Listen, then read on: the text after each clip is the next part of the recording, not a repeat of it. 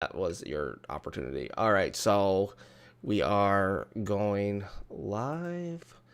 I think we're live. There's a baby. Is it the Wii game, the baby game, Baby Mama? Are you Baby Mama right now? Did you play Baby Mama in preparation for the baby? You should have. You should have. He bought it. If I suddenly have a coughing fit, that's because I last week when I was in Houston, I had like a the cold of the hotel gave me a cough that I can't get rid of. It was a really cheap, crappy hotel too. I was at a concert last night and I have wicked sniffles and I don't feel good. Hey EPS. Well, either way, so yeah. What's up, guys? Hey. Going on? Not much. What's going on with you? Much. Just got back from work. Yeah. Are you architecting? Working. Did you build any buildings? Not today. Not today. Well. No. Didn't break into Lady D's castle again. How about That was a one-time thing. Pretty cool. I think we determined one time that if you were to if you were to disappear or something, that we'd go and break into your house and steal stuff from you. I David? think that was the last episode because we had decided if he had been raptured. Oh yeah, because you were like asleep Yeah. or something when we weren't sure if you were raptured or not. So we were gonna break into your house, steal your Lego Jurassic Park, and we figured also that your mom would have had some like really good like food, like leftovers, and it would probably still be like really fresh. So like we could probably just eat that as well. Yeah, we Hey, anticipated. speaking of mom, hey Veronica Castillo, and then there's also Hey, Veronica. Glenn, who's smoking and shaving a Yeti. Okay, cool. That's a new one. I'm okay with that. Like, yeah, let's shave all the Yetis. Unless that's a euphemism that I'm just embarrassing myself on. So what's up? What else is going on? Not too much. No, I mean Devin seems to have some stuff going on. All right, well, I'm just gonna sit here and be Hey, silent good. and be awkward then. Is this first time the channel seeing Baby Willow? No, she The was chat. on for Yeah, a quick we, one. we had a special hospital episode. Oh, that's right. Yeah, where That I one had was cut to short. real quick because the nurses were being dumb. But otherwise, just hanging out. I got the new game on the PS5 called The Medium, so I was trying that out before the show.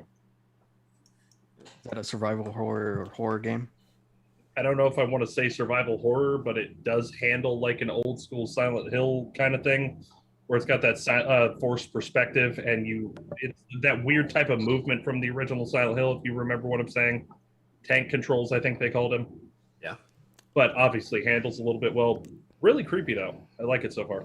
How do you define survival horror if that's not survival horror? Like, what is the definition? I haven't gotten into the game far enough to realize if it is survival horror or not.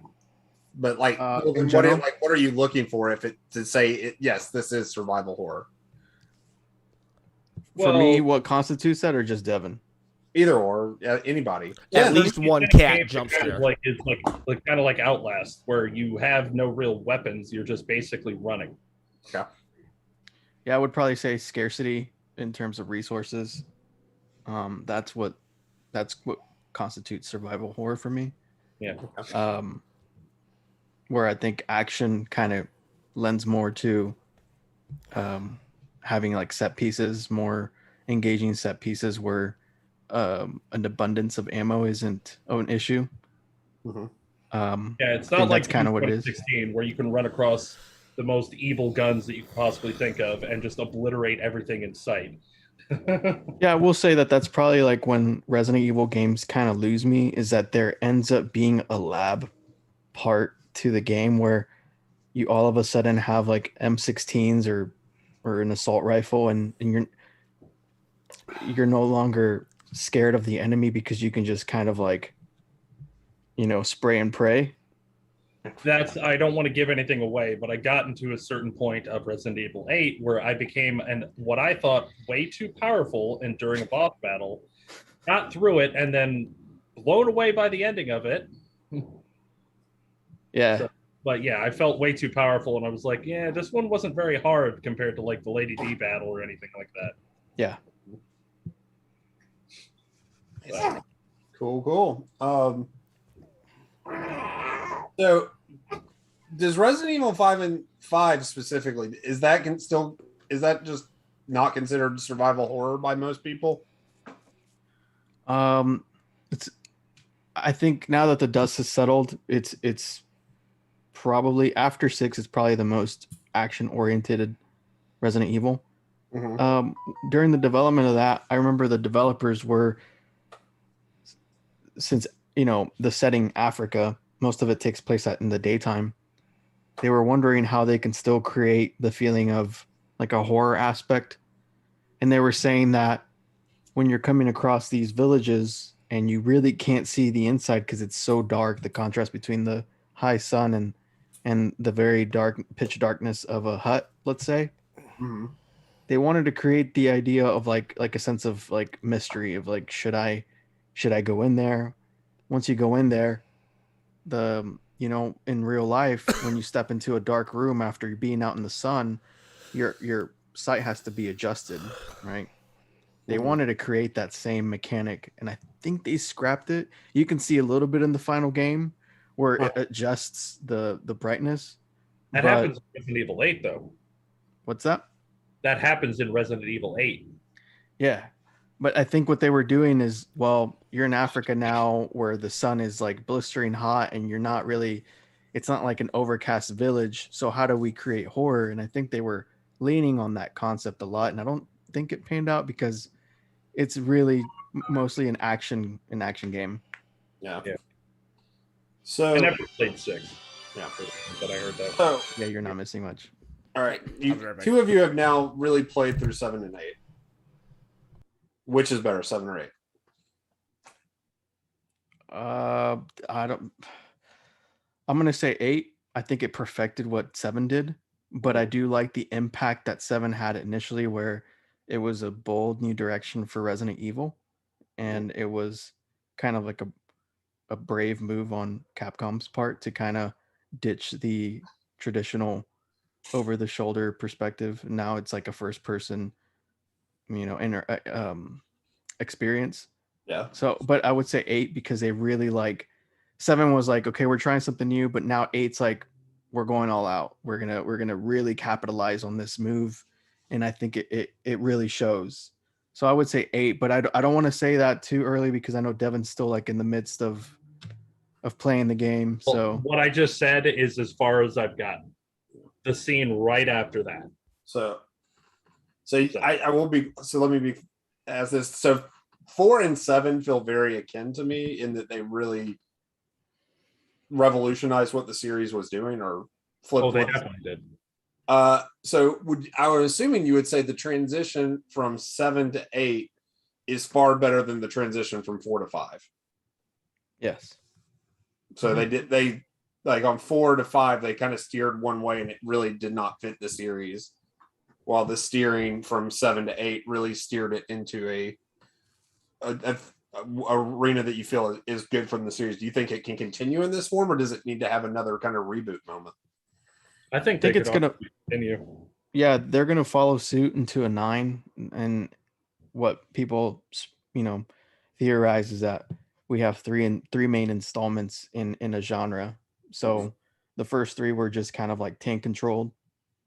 The next 3, 4, 5, 6 were over the shoulder, kind of like what that generation was starting to see with like Gears of War, kind of like the third person over the shoulder. And then now with 7, 8, possibly 9, you'll have a first person perspective. So I think that they should continue with that. I think that a 9 is logical, and Resident Evil franchise is red hot at the moment. It's as popular as it's ever been. Mm-hmm. So I think that they should just and there's plenty to tell without, I'm not spoiling anything, but there's still a world of stories that they can tell in that format. I'm sure there is. I just want to know. Well, I don't want to give any other story points away. I want to talk to you, David, about the part that I got to though. I don't know, John. Did you get to beat that game or no? No, I haven't, and I've said why, because I'm having this first world issue with my in-wall cabling to where my TV is mounted, and like if I'm going to play that game, I want the Ks. I want all the Ks, and I want all frame rate. I still get 60 1080p, but I want the Ks. You want 4 of them, right? Yeah, at the very least. I mean, 3Ks will not do it. 5Ks may be too much. 3.5. But a 4K would be excellent. I might settle for a 3.76K. But yeah, welcome to the wacky zany part of the show.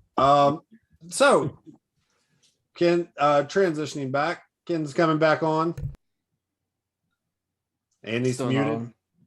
Can't hear him. I'm back. There we go. Ken's back. I was muted the whole time, right? Yeah. Yes. Okay, good. Yeah, we heard you. We heard actually you weren't, and we now know what's in every Taco Bell thing. Like, I got that Secret ingredient. beef, lettuce, tomatoes, cheese. We know it all now. We know it all. For Yeah, Taco but you don't Bell. know what cheese. There's 3 kinds. Oh my God, 3. So I guess I was going to transition us to we continue to be in this news drought. Of course, it is a month with days that end in Y. So there are, of course, rumored Nintendo Directs. There should be 17 Directs this week, if rumors are to be believed. Iwata will rise from the grave to have one himself. Too soon. Too soon. Too soon. We're getting close to October. There's another month. Reggie will rise from the grave. But Too soon? possibly. I mean, really too soon. Hopefully, if I jump. So the big rumored thing that is on everyone's mind is Game Boy coming to Nintendo Online. Still no real version of the Virtual Console. How are we feeling about Game Boy on the Switch? What's the best Game Boy game out there other than Tetris and Link's Awakening? Pokemon. Well, I was just thinking that the way I grew up, I was really grateful that I had a Game Boy, and I didn't have a Game Boy Color or anything, but I played Pokemon Silver, my favorite Pokemon game, on just the original brick Game Boy. So I'm now going to go through my Game Boy games and list the great ones. Yoshi's Cookie. Mortal Kombat 2. EPS. All like the that. Mortal Kombats except Mortal Kombat 2 on Game Boy were terrible. Mega Man 2. Mega Man. Ken Griffey Jr.'s Baseball, awesome on Game Boy.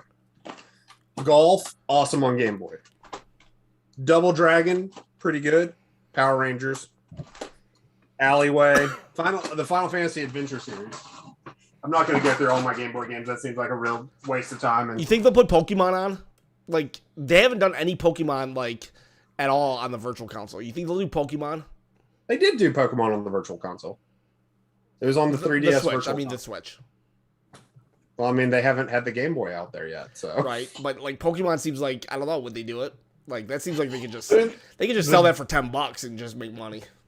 I mean, they could do that with a lot of the games they put on this online service, but seem to not want to sell individually. That's I true. have a feeling if they're gonna do this Game Boy stuff on the Switch, they're gonna put weird, obscure titles that no one really Spud. I want Spud on there.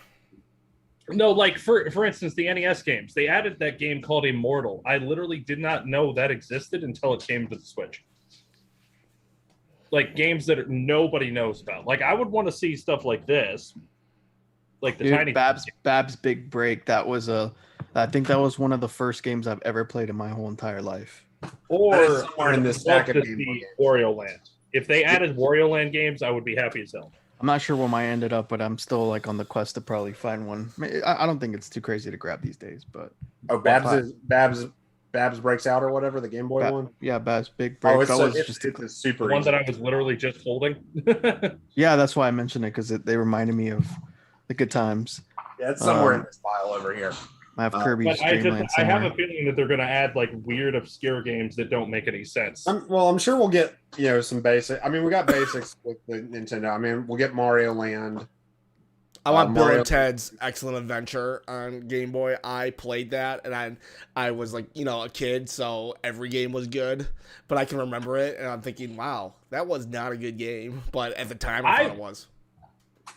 Yeah, I mean, all of us have nostalgia goggles for certain. Like, I love the the game Beavis and Butthead on Super Nintendo, but I heard a lot of people say that they didn't like it.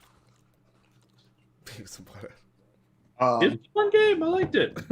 What is an obscure title you would want to see pop up on the? Well, I would From- want to see Oddworld, the Game Boy version of Oddworld.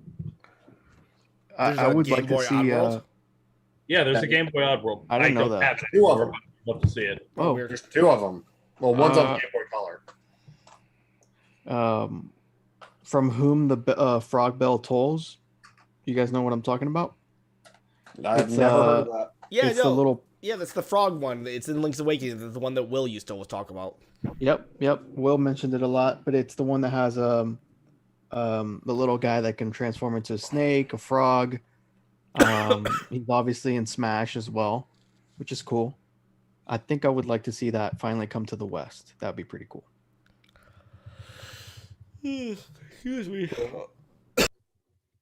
Anything on Game Boy Color y'all would be excited to see? Kirby Tilt Honestly, and Tumble. it's been so long since I've had any Game Boy Color games. Well, Kirby's Tilt and Tumble. I would love to see that. You did hear me say that just now, right? No. You didn't.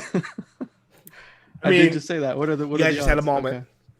Okay. To be fair- we both like Kirby, for fuck's sake. I mean, to be fair, that David said a Kirby thing is not super hard to guess. It's like, but then Devin was like, "You did see that I was holding this Babs Big Break, right?" And I had said that, so we just had this passing moment. y'all are meant to be Or how about that? The Star Stacker.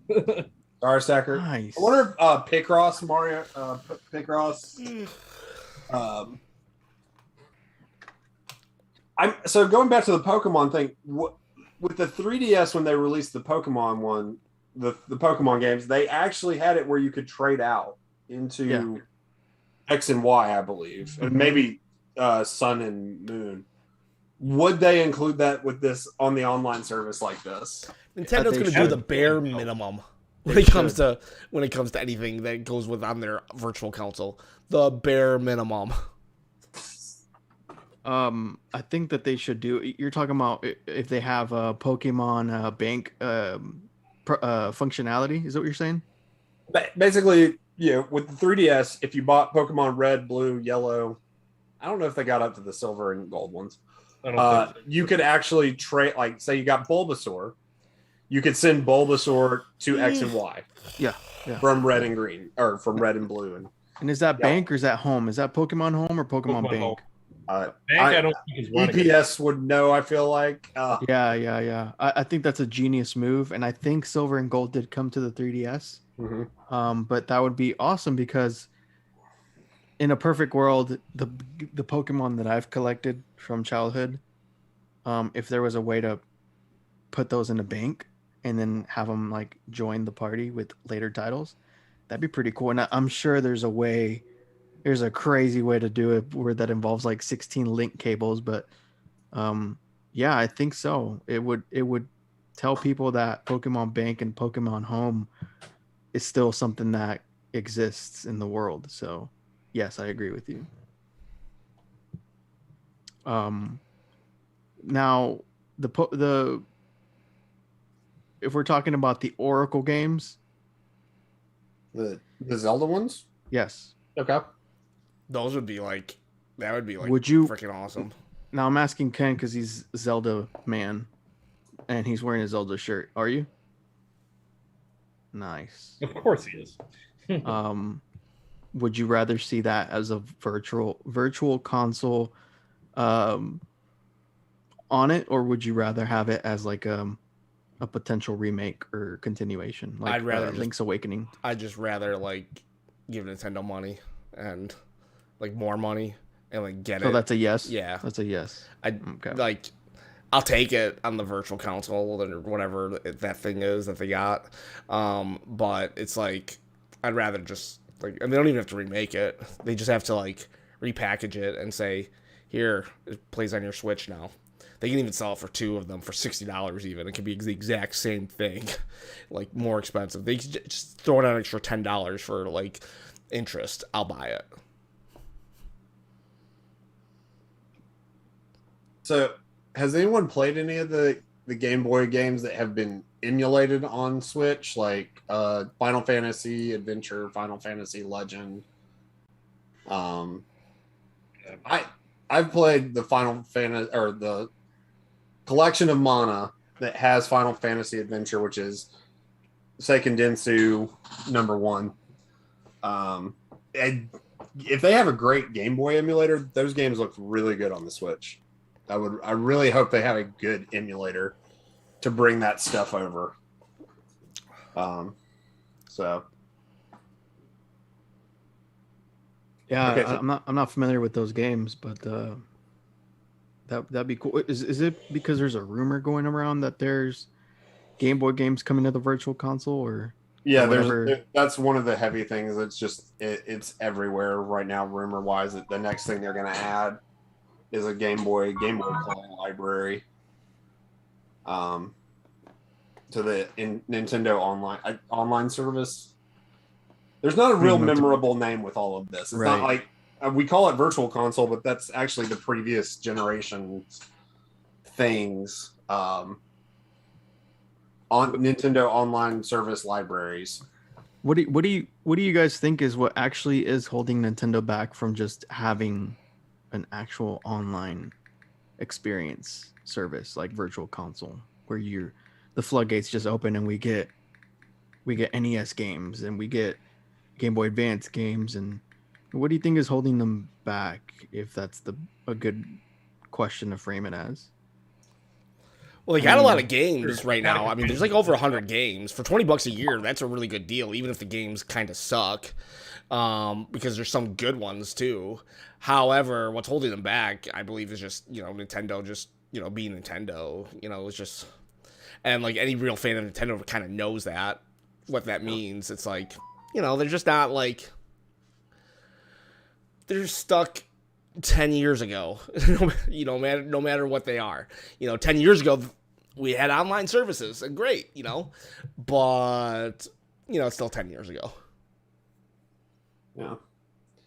I mean, there is a thing with third parties. I mean, these are for the Nintendo and Super Nintendo and the Game Boy. These are 30-year-old games in some places. If you're looking at third parties, the right holders is all kinds of bogged down. Like studios closed, things got bought out, things closed and got bought out again. So who owns owns the rights to a lot of third party stuff can be very difficult to untangle. Yeah, that was the whole point. That was the whole big problem with why Sorry. I was just saying you have like other things like who has the rights to the music. So now Nintendo's first party stuff should just be accessible across the board. Yeah. Which is what honestly everyone wants for the most part. I mean, you have a few third party Mega Mans and Castlevanias and Final Fantasies that people would want, but I think if everyone had access to the first party library, they'd be pretty stoked on all of those consoles. That's all Nintendo has to do. Like, no joke, that's all they gotta do. And I don't buy that like third party thing, honestly, because I mean, look at the Wii. There was like a ton of awesome Virtual Console games. They had TurboGrafx 16 on the Wii. Well, that Wii Virtual Console was crazy awesome. Yeah, but you also now have it at a time where people are releasing that stuff themselves. I mean, Square Enix released the collection of Mana without having a Virtual Console. Like everyone's kind of picked up. Way Forward released Shantae. Emulated on their own. Like people have kind of recognized they don't need Nintendo to do that service for them. Oh, I see what you're saying. The more obscure older titles, like the Acclaim stuff, is all over. Like Acclaim, Midway, the rights to all those games are just all kinds of convoluted. Yeah, well, isn't Cruisin' USA like who owns that IP for the Cruisin' series? It's under Midway. I remember Midway back in like N64 days, but I read somewhere someone has it, but I feel like there's also trickiness because like rights aren't just owned by a single person sometimes. And then you have music rights, which gets all other kinds of confusing. Some music sound bites from the Cruisin' series were also in Ocarina of Time, which is interesting. I think it was like the Fire Temple music, that whole debacle there. was also used in the I think Cruising World. There's a section in Egypt where they use the same chants, which is very Mhm. just like a little rabbit hole fact. But I mean, besides arcades, where else did we see the Cruising franchise at? I know Right. Nintendo, but Nintendo primarily. I think they had a publishing deal with it. yeah, and those games are fun. They're okay. I played Cruising USA. Um, I mean, it's. I mean, they're I won't go back. Like I agree with Ken. Like I do think like Nintendo's just being Nintendo and is playing it very very conservatively with the IPs and stuff they own, which is just Nintendo's way. That's what's holding them back is Nintendo. What's up, Pesty? But they're also Nintendo, and we're not sick of them yet. So they clearly know what they're doing. Oh, hi, EPS. Sorry, I'm just catching up with the chat. Glenn Schneider, I agree with you. Hunter, what's up, man? Yeah, I don't recognize some people. Mom, hello. I think Glenn's kind Jack of newish. Coney. There's a Jack Tony. I didn't Coney. see a Tony. No, Jack Coney. Yeah. So anyway, so what do we have on the horizon? WarioWare is releasing Like, this right- next week, right? Yeah, it's 3 days. like 3 days. I might You grab guys excited that. for that? What? You guys excited for that? It's internet connectivity, I think. I kind of am actually. WarioWare games, like, they're just like mindless fun. They're like, it's just I like tried the demo. It's really cool. I enjoyed it a lot. it's just such a weird game. Now, if that was Very. like an every year game, I definitely wouldn't be excited. But like 1 or 2 per console life, I would probably be like, yeah, I'll do that. Yeah, those games are great. That's like the epitome. I know Mario Party is like a party game. I've never seen anybody take it to a party. It's just playing it with like friends, like in a sleepover. I've done that. I've taken it to a party. How did that fare? All the people hated me. That I brought it because like we dominated the whole party with Mario Party. Like we sucked the life out of everything, and That's why they hated you, because you became the party. Yeah, we totally became the party, and we only would come, and we were always the party anyways when we showed up. But we only said we would because we had just discovered Mario Party, so it was like day 2 or 3 of Mario Party binge fest, and we were like, we're not coming to the party. Sorry, we got something to do. And they're like, what are you doing? We're busy. Sorry. They're like, you're playing Mario Party, aren't you? Like, yeah, that's what we're doing. So just leave us alone. And they're like, you can bring it with you. And then we all looked at each other and we're like, yeah, let's do that. And so we just grabbed everything, went to the party, and then Mario Party became the party. They hated us. And it no longer became Kevin's party, right? Yeah. Gotcha. Dude, I should have grabbed Game & Definitely, Watch. honestly, I'm very excited for that game. I think it's a lot of fun. I should have grabbed that game, Devin. I think everyone says that. I should have grabbed that game back in the past, but that game's jumped up in price on the Wii U.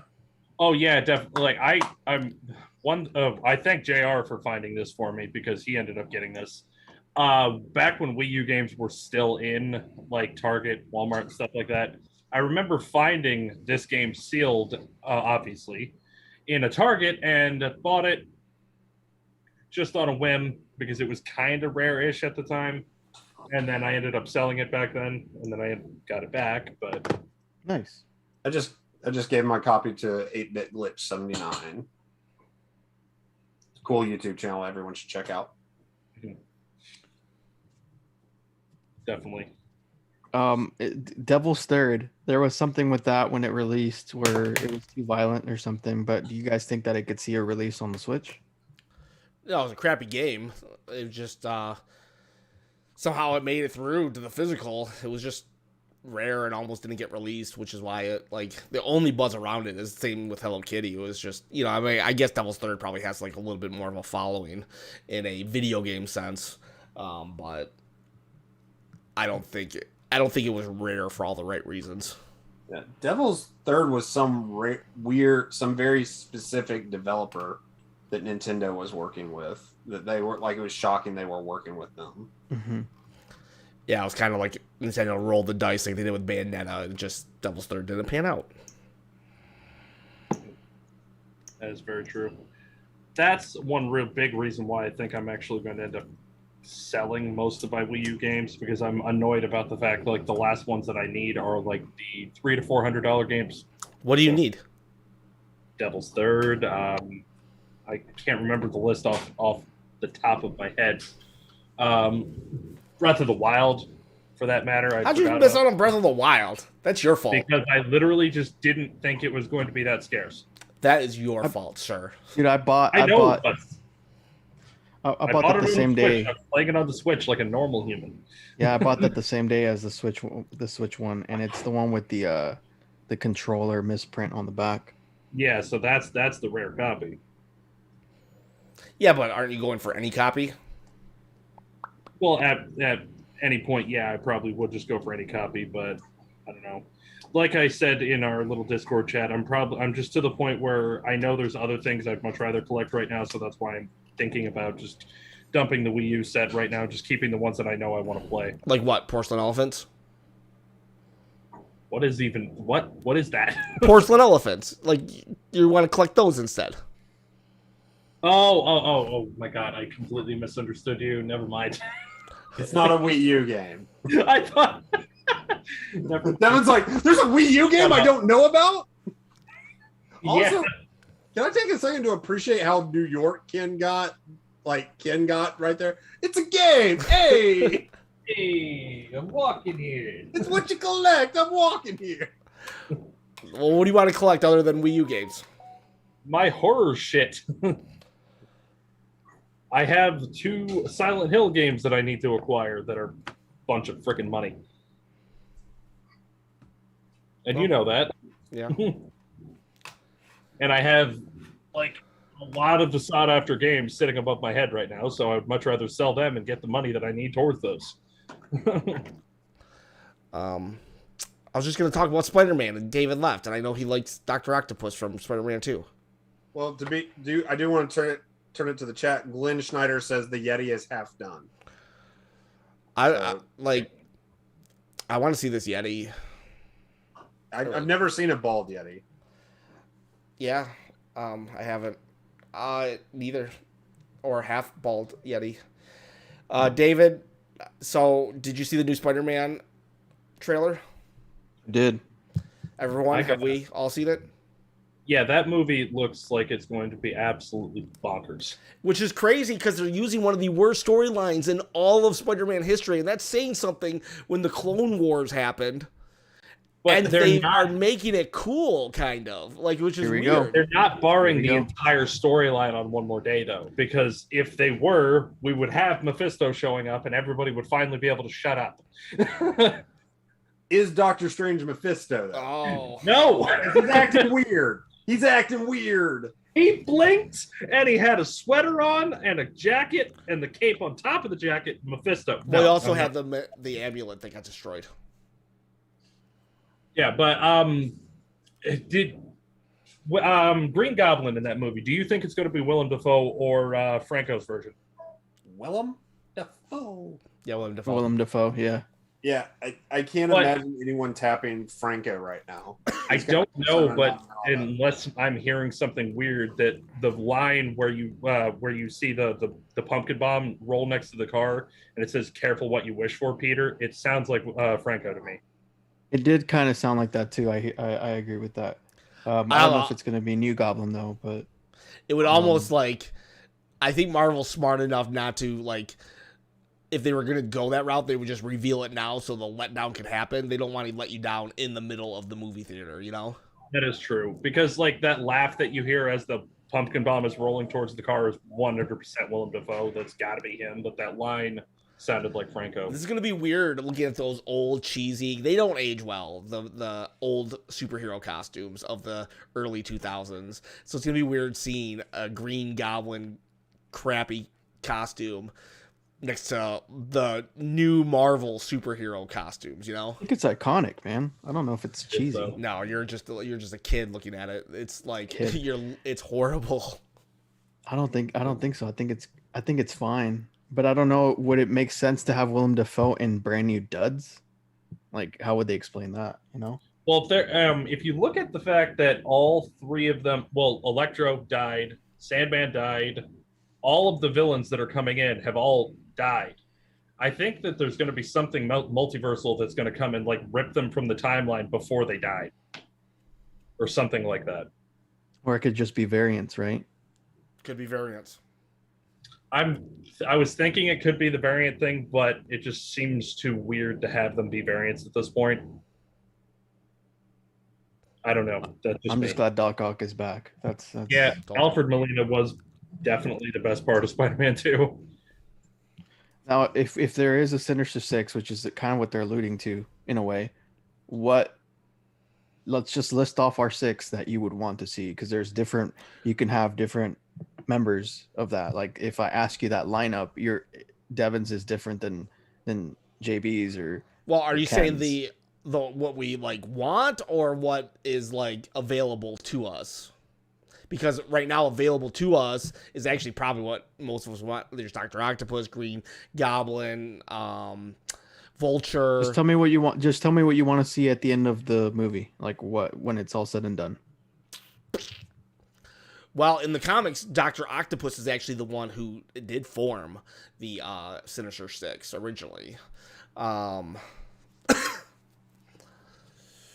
I mean, like Venom and Carnage have been a part of it, right? In They've many been different well, storylines. I don't know if Carnage has. Carnage is kind of like the Joker, where you don't really like team up with the Joker unless he wants to team up with you because he's crazy and will kill you.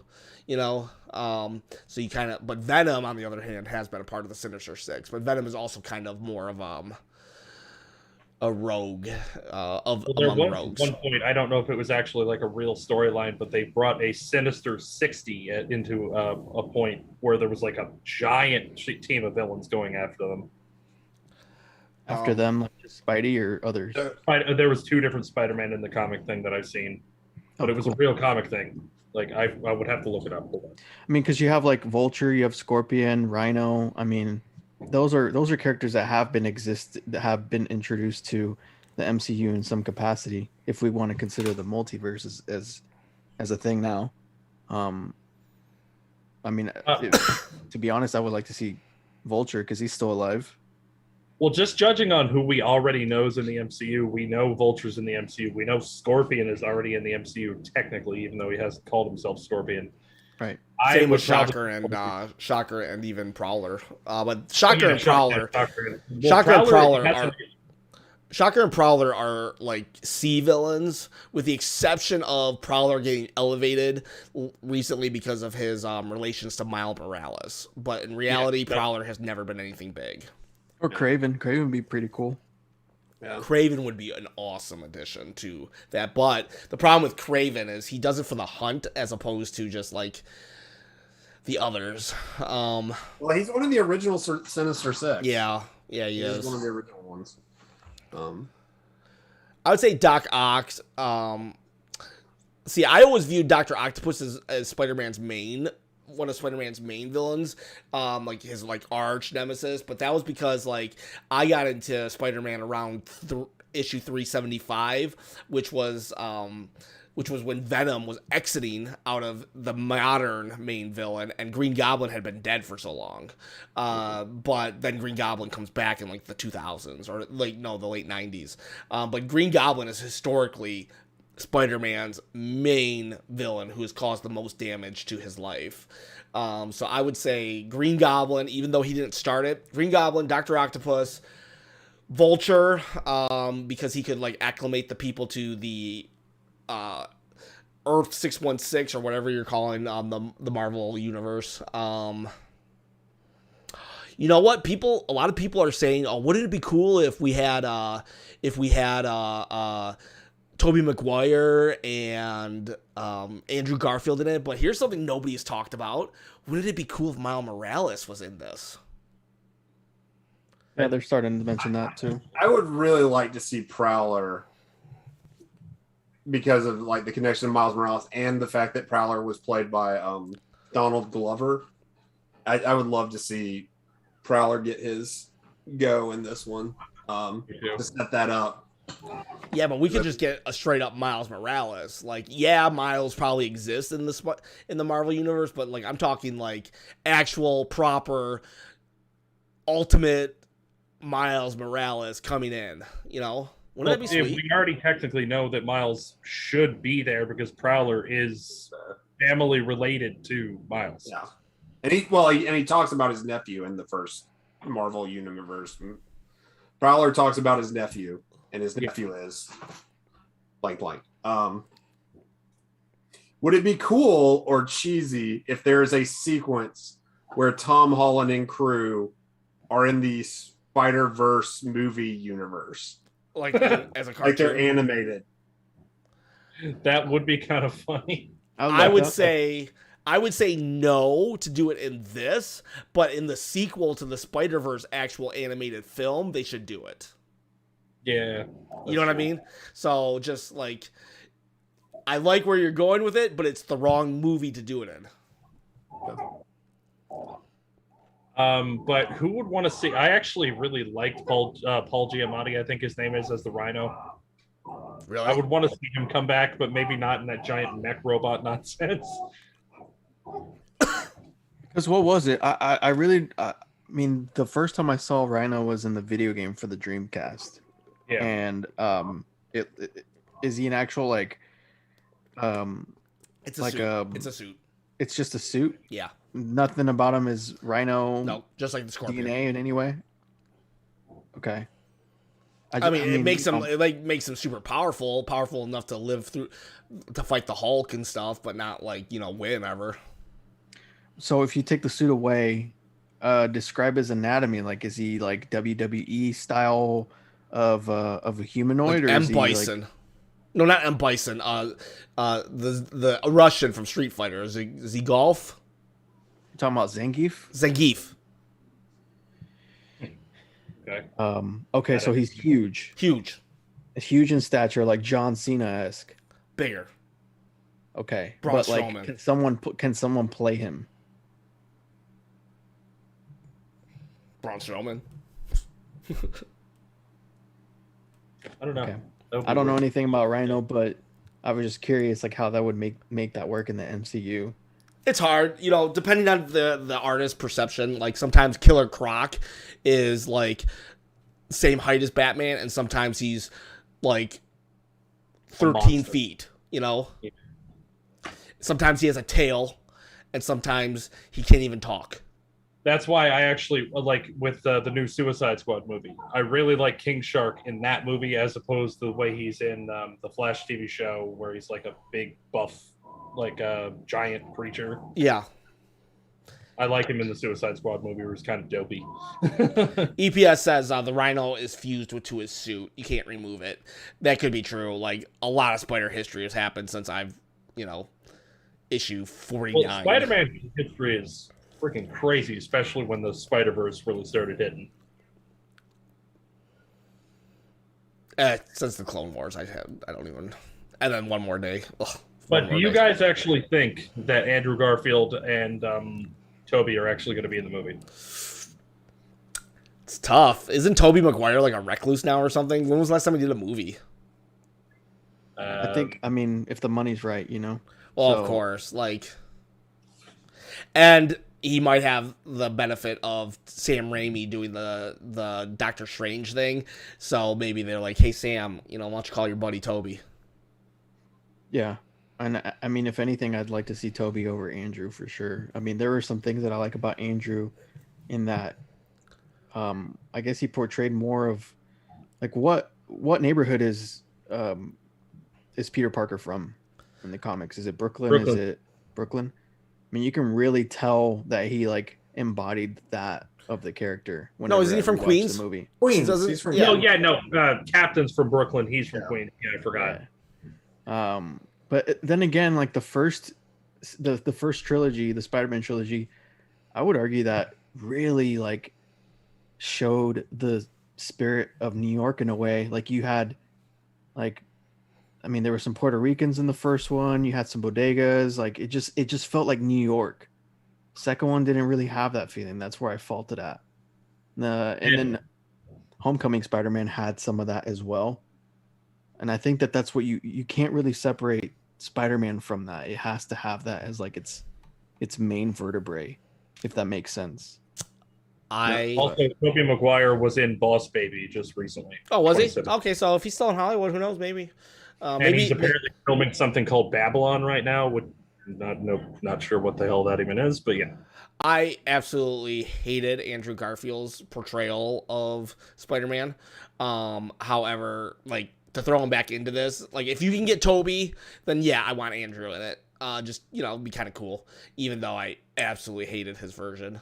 But I would trade them both for an actual Miles Morales in the Spider-Man universe. I just love how they introduce Miles Morales. They didn't like replace Spider-Man and just recasted Peter Parker and stuff. No, they just straight up killed Peter Parker and then just kind of new character become Spider-Man and just continue the brand. And I love that. So what okay, so if we talk about, since you mentioned that Peter Parker died in Spider-Verse, there was a difference in terms of and this is probably because it was a variant of him or just a different timeline, but the first one was blonde and the second one was more brunette, right? Spider-Man? You guys notice that too? Into the That's Spider-Verse? I mean in the Spider-Verse movie, Into the Spider-Verse, yeah. Well, I mean, one was a pig also. I don't think matters. No. That's not where I'm getting at. But you guys noticed that, right? That the first one. Okay. Yeah. And that's just because it is a multiverse of sorts, right? It is a Spider-Verse. Is that because those were two different Peter Parkers? I think it was done to help kind of differentiate. Yeah. Yeah. Well, and the fact that I think they literally were two different. Yeah, they were voiced by different people. Chris Pine was the blonde one. I can't remember. I just love little touches like that. That has to do with a multiverse. And so I'm just going forward with the MCU, especially with Multiverse of Madness, which I can't wait for that movie. Oh my God. Have you guys been watching What If? I haven't, no. I've watched a episode. Please, I will for say, the love of God, watch it. Oh no, I'm all down. I am not ready. The biggest thing is I'm not ready for the last portrayal of T'Challa by Chadwick. I'm just not. But it's so good. Yeah, I know it's great. I'm just not ready to let that go yet. I know that's very true, but I mean, they are, I guess, self-contained, so you can kind of skip over that for now. But I need you to watch the Doctor Strange episode.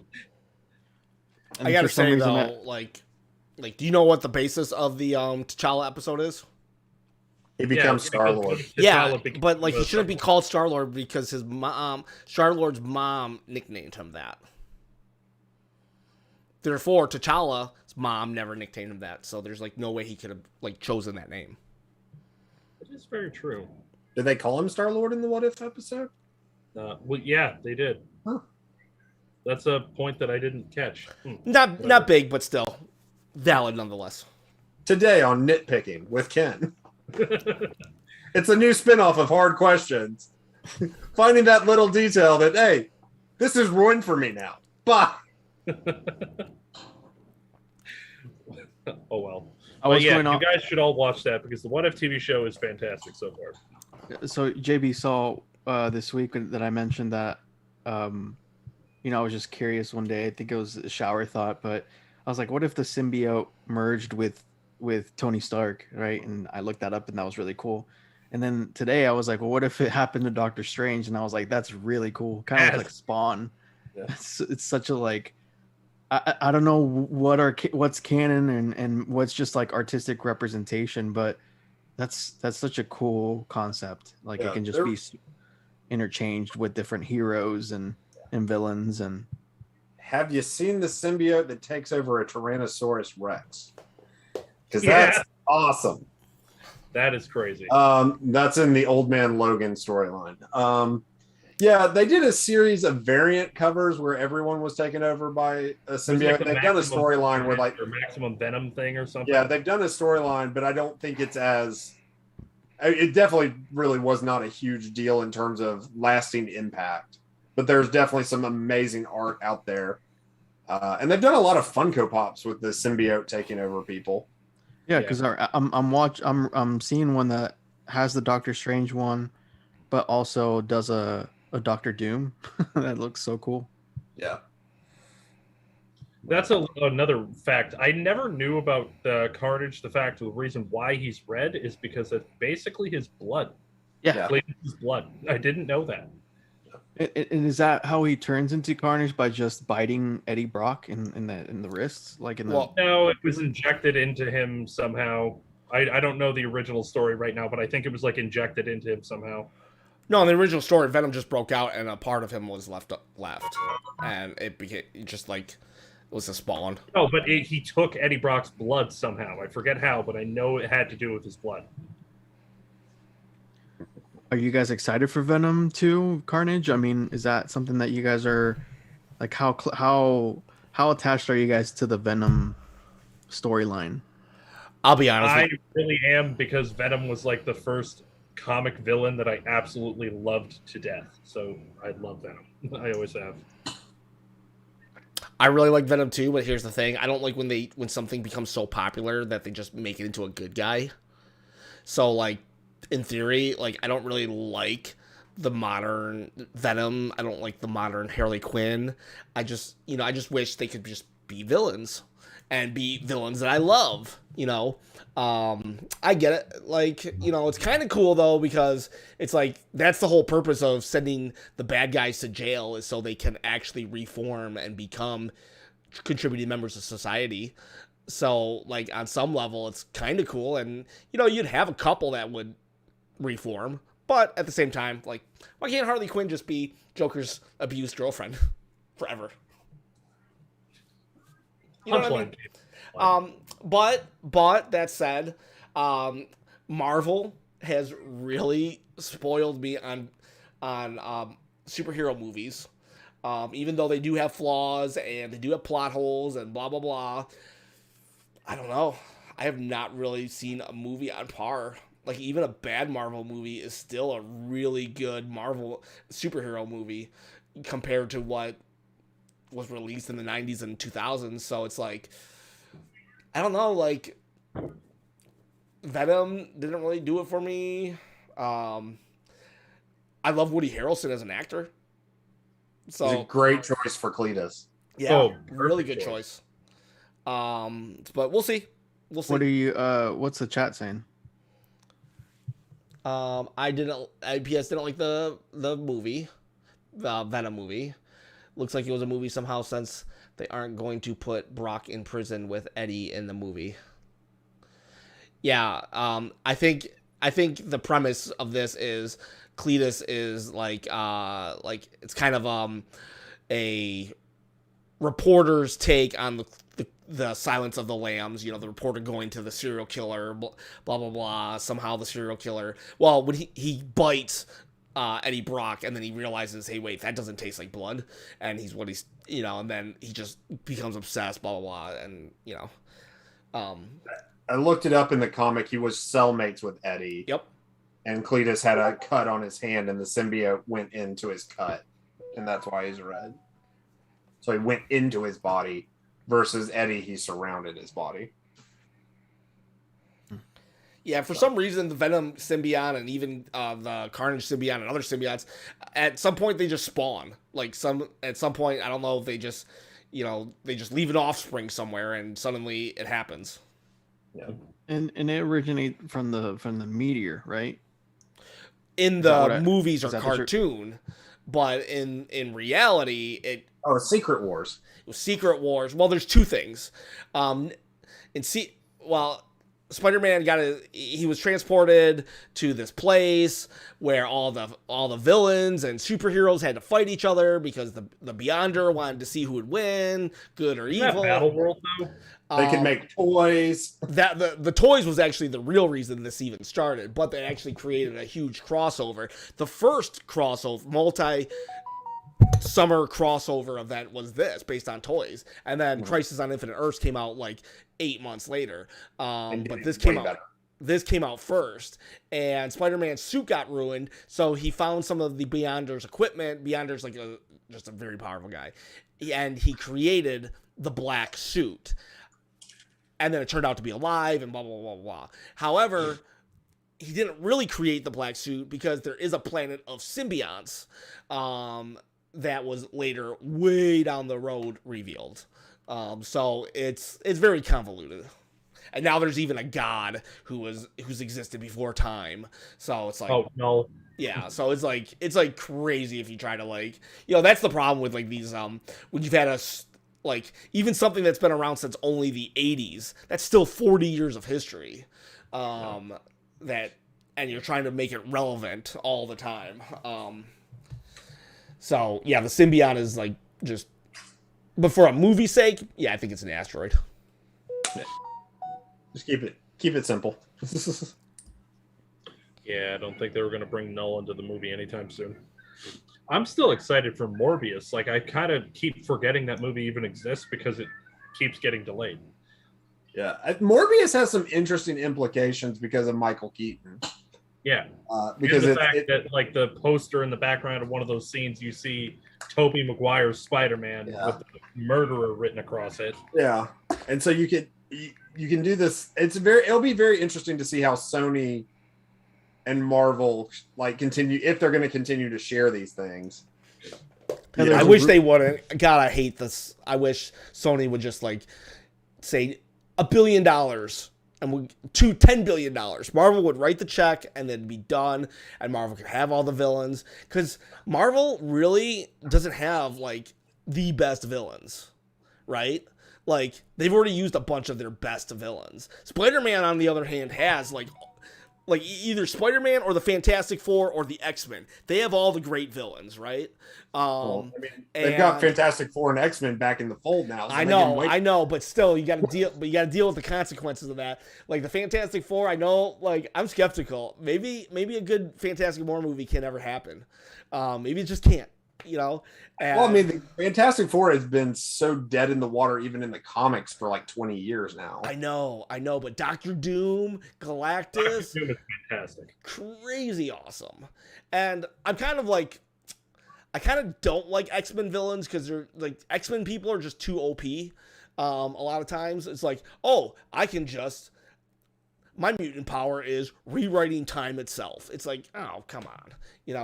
I want like a very convoluted origin story of how this person was a scientist who was able to open up the alternate universes and then created a giant war, and now he's the leader of the Time Academy or whatever it is, and he exists only at the end of time. That's an origin story for a villain, not, oh yeah, I'm a teenager and have hormones, and now I can rewrite time itself.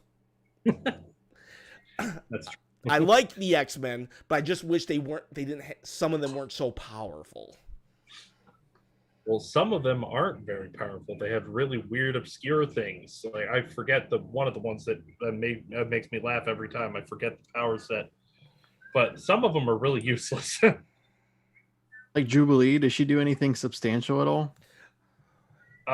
Yes, now. Like, it's been determined that she can pretty much cause nuclear bombs. Okay, but she started off as someone who could just do fireworks, right? Exactly. And that's what they do with all like even Iceman. Iceman was a total like loser character for the longest time, and now the dude can straight up just exist anywhere in the world because there's ice over there. My consciousness can just like go into the ice. They Omega level power mutant. Yeah, everybody's Omega Omega power level. Yeah. Could we see Omega Red come into the silver screen in any capacity? I would love to see that, actually. Or is that something that's hard to portray? I mean, there's been a lot that's already hard to portray, and they've been able to cut the necessary things to make it work on film. So if anyone can do it, it's Kevin Feige's team. Yeah. Yeah. The Guardians of the Galaxy being a film that is now super successful. Flashback, however long, like 2 years before that movie came out, if you asked me if Marvel could make a Guardians of the Galaxy movie and it be just as relevant as Iron Man, I would have laughed in your face. Yeah. And Eternals, which, we keep forgetting. Did anyone go see Shang-Chi this weekend? Dude, I loved it. I freaking there's loved another it, man. franchise. If they can somehow make Shang-Chi into something that is as Dude. relevant as even I don't even know, Thor. No, I'm gonna say Shang-Chi is like probably the next Thor in a way, in terms of like a mystical Avenger, where it just the things he was doing, I was like, that I didn't know about this badass my entire life, you know. And then Kung Fu in the MCU, it's like I'm watching Jackie Chan, like I'm a kid again. I loved it. That's probably one of the best Marvel movies I've seen in probably like the last since Endgame.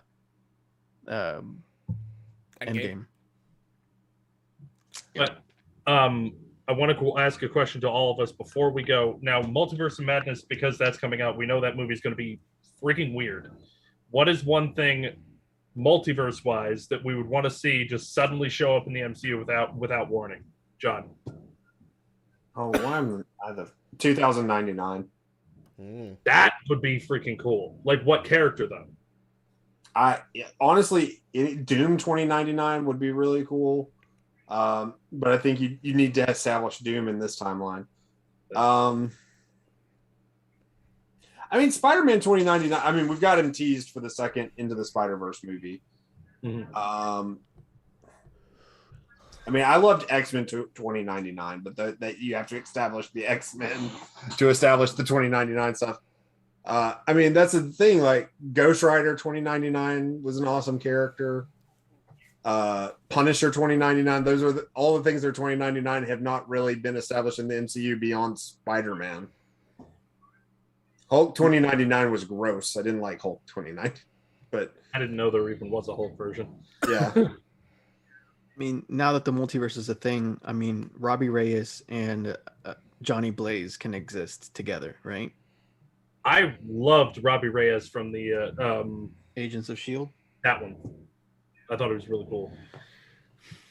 But I don't know what I want. I don't know. Because I feel it's hard to say.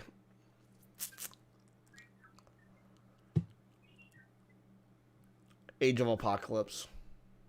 Oh, yeah. Yeah. Okay. We are showing our age. We are showing our age right there. Well, if I had to pick, I would have to say pretty much any of the characters from that noir run that they did a while ago, like from the 20s. I want to see them. Specifically, Spider-Man Noir 2 is what I would like to see him. So I'm going to throw one that I feel like is very possible. Captain Carter alongside Jane Foster Thor. Dude, Captain Carter would be fantastic to see. She was so badass in that first episode of What If.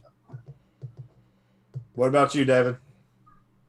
I mean, if it can get the Fantastic Four to work. I mean, you have John Watts helming that, which is cool. I just want them to give me like a proper Invisible Woman. I don't know. I think that Jessica Alba and Kate Mara just didn't do it for me, for what I have envisioned in my head. Yeah. So, but I would just want to see, even if it was a quick portal shot showing the Marvel zombies. I thought about mentioning them, but quick thing. Just I want to see Marvel zombies. That's such a Devin answer right there. Like, I want the horror thing. And then we have Zombie Deadpool's head coming into the MCU because he tries to get in, and then they cut the portal off and cut his head off into this universe. David, real quick, we are running a little bit on time. Would you mind if they set Fantastic Four in the 60s? I think Fantastic Four lends itself because it's a space race comic. Like that's its thing, and that's why it doesn't really ever really work in the modern times. We don't have that space thing. I wouldn't want it only because it's like the Marvel Universe never talked about the Fantastic Four. Didn't talk about Ant-Man either. Just kind of retroactively said he was there. He was in S.H.I.E.L.D. True, but I think he was still a little more cloak and dagger as opposed to the Fantastic Four that just have a entire Baxter building. Well, we'll have to see. And I think I think Iron Man would have brought him in, or at least Ant-Man would have brought him in to think about the time travel thing. Are you asking about the 60 because that's when they debuted? Yeah. I don't know. I mean, my knowledge of Fantastic Four is probably not the best either. I remember seeing it like, when did the first cartoon? This was under Hanna-Barbera, right? Or am I thinking of something else? Well, I mean, the comic debuted in the 60s. The cartoon shows, I forget, because there's one god-awful cartoon show that, like, cut out the Human Torch and had a robot. Herbie. Yeah, and then there was one in the 90s, and when the Invisible Woman had a mullet in the comics. Great comic history. But I don't know. To me, that comic is such a product of its time that it has never really worked super well the further we get from it. Like, it was huge in the 60s. It was huge. It was the premier comic. Thing was on the level of what Wolverine was. Yeah, that's true. So I don't know. I've always thought like you need to set the Fantastic Four in the 60s for it to be the thing it needs to be. Like, I wish I knew more information about that so that I can give a realistic answer, but I don't know. Just make it good. Fair enough. We'll have to see. And don't ruin Dr. Doom. All right, well, Sure. yeah, Yeah. Doctor Doom, like, that's the one problem of having Thanos be the first major villain. Like, who do you follow Thanos with? Right. Because Doctor Doom totally could have been everybody leading up. I mean, it's, Thanos. Like, can't really beat Thanos with, there's just no one else. And everyone else that comes against Thanos nowadays seems like, I just created this villain just to top Thanos, and I don't Thanos was just naturally created. Anyways, we are over, so thanks guys for joining us. It was fun, it was a blast, and we will see you again. Excelsior.